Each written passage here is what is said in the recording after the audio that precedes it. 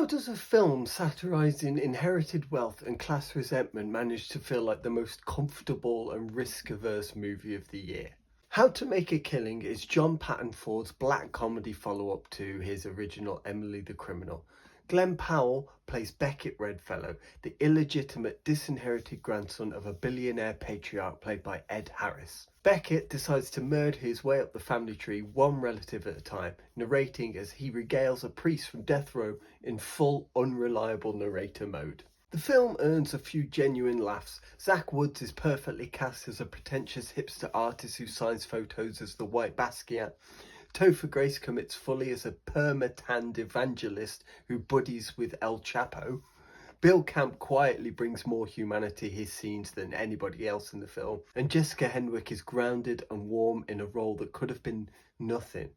Then there's Margaret Qualley, who strides through this film like she's wandered off a much better set, which is less a criticism than a diagnosis. But where it falls apart is that Glen Powell, as much as I love him and his movie star quality, gives a performance that's so non-committal it borders on passive.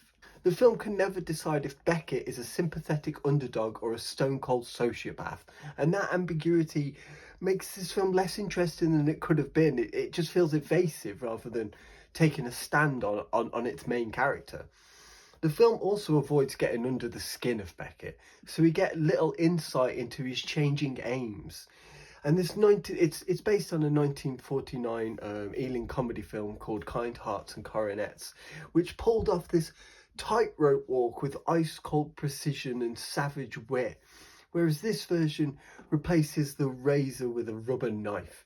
The satire has no teeth, and by the third kill, the film has numbed you into a sort of indifference. Ford made something genuinely sharp with Emily the Criminal, whereas this feels like the studio-facing version of his talent. It's polished, inoffensive, and forgettable. A film with this premise, this cast, and this source material should not be boring, and yet, it is a little bit dull.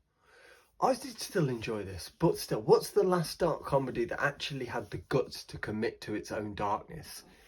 It's been a while. Maybe Scott Pilgrim versus the World? I don't know. Let me know what you think of that question and what you think of How to Make a Killing in the comments.